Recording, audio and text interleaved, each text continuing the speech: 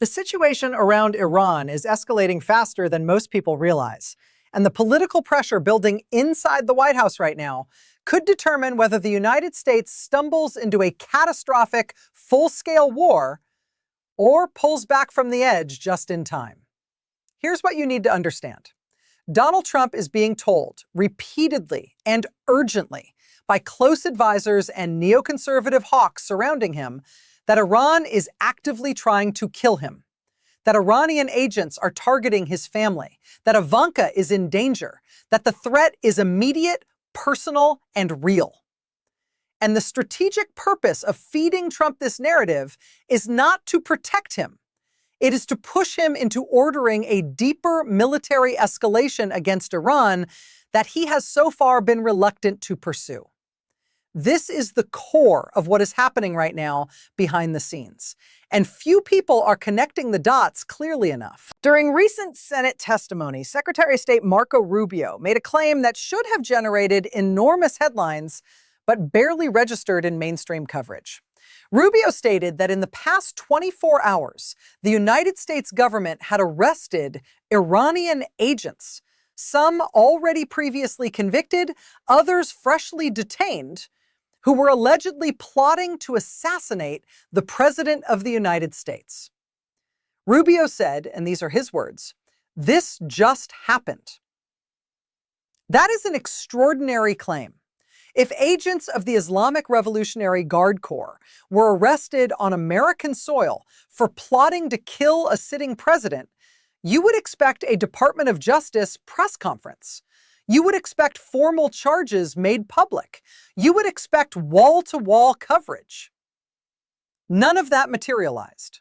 No public arrest record, no DOJ statement, no press conference. And that silence is itself significant, because it raises a critical question about whether this information is being used strategically, not as a law enforcement matter, but as a political pressure tool designed to move Trump toward military action. This is not the first time this playbook has been run. Approximately 2 weeks before Rubio's testimony, a similar effort appeared to be underway. An Iraqi national vacationing in Turkey with a large social media presence was extradited to the United States after the Department of Justice claimed he was operating on behalf of the IRGC and had made threats against Ivanka Trump, allegedly possessing the address of her Florida home. That story was amplified heavily by Rupert Murdoch's New York Post, a publication with a clear editorial interest in keeping the United States engaged in military conflict with Iran. The individual has pleaded not guilty to all charges, but the narrative timing is impossible to ignore. Ivanka's life in danger. Iranian assassins, a twisted plot. These are not just legal filings. They are being crafted and distributed like movie scripts, and they are being written for an audience of one. Where are you watching from today?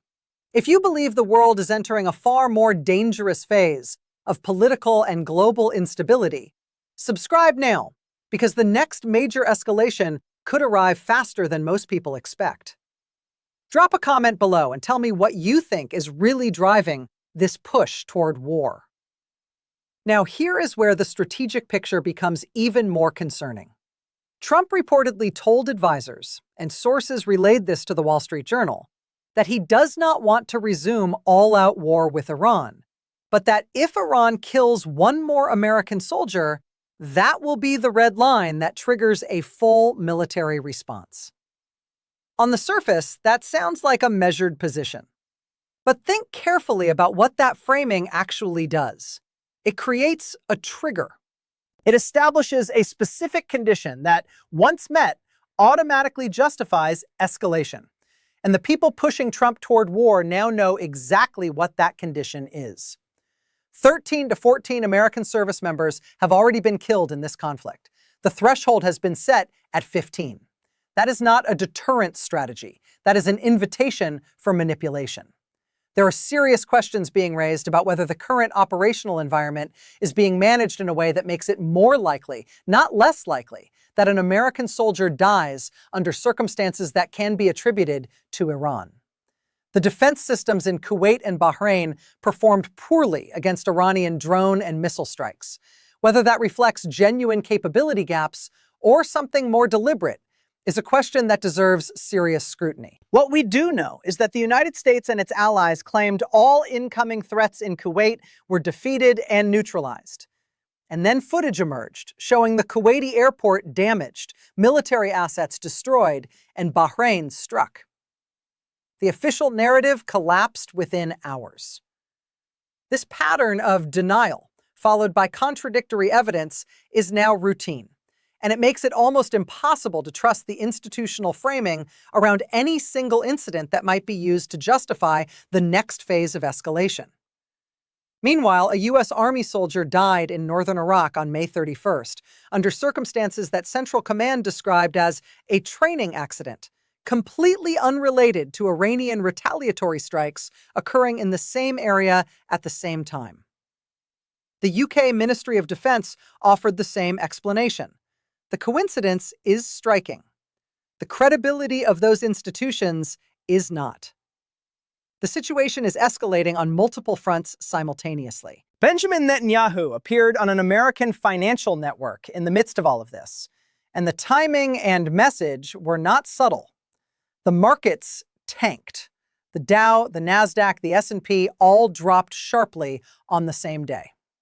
Netanyahu spoke about regime change in Iran as inevitable. He emphasized his closeness with Trump. He projected permanence and influence.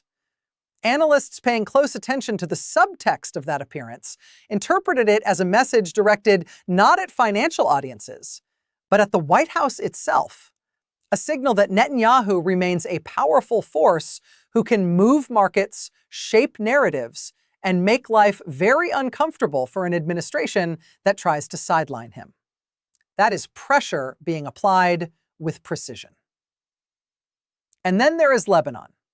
A ceasefire was announced on June 3rd, the third such announcement in roughly 6 weeks, following a mid-April ceasefire and a May ceasefire, both of which collapsed within hours. This one lasted approximately 3 hours and 40 minutes before Israeli drone strikes resumed in southern Lebanon, hitting multiple towns and villages, including strikes near a hospital.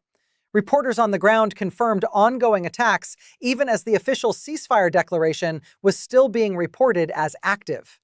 This is not a peace process. This is a performance of a peace process designed to manage Western political pressure and financial market anxiety, while military operations continue uninterrupted on the ground. The pressure is building behind the scenes in ways that change the entire strategic calculation. Trump is a person who processes the world through narrative, through heroes and villains, through strength and weakness, through cinematic imagery. He posted a photo of himself styled as James Bond in the middle of this crisis. He has repeatedly discussed turning the White House into a drone port, installing a Golden Dome missile defense system around the executive mansion, and deploying drone swarms as a personal protective perimeter. These are not serious defense policy positions. They are the expressions of a man who has been told repeatedly that he is personally under siege, that assassins are coming for him and his family, and that only decisive military action can protect him. The neoconservative operatives who understand this psychology are feeding it deliberately and strategically. Few people realize how serious this has become, because the public framing around all of it remains focused on individual stories. A ceasefire here, an arrest there, a market dip somewhere else. But when you pull back and see the full picture, what emerges is a coordinated effort by multiple actors, hawks inside the administration, Netanyahu's government, and a media apparatus with financial and ideological interests in prolonged conflict, to push a psychologically vulnerable and politically isolated president past a threshold he has so far been reluctant to cross. The Ivanka narrative didn't work the first time.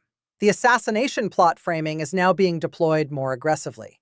The red line around American troop deaths has been established, and the operational environment in the region is being managed in a way that makes crossing that line more likely with each passing day. This is what a slow-motion march toward a catastrophic and unnecessary war looks like in real time. The world is watching. The markets are reacting. And the decision that determines whether this escalates into something far larger may rest with a man who posts 007 memes and talks about golden domes, while advisors compete to manipulate his next move. That is not reassuring. That is one of the most dangerous geopolitical situations of the past 2 decades, and it deserves far more serious attention than it is currently receiving.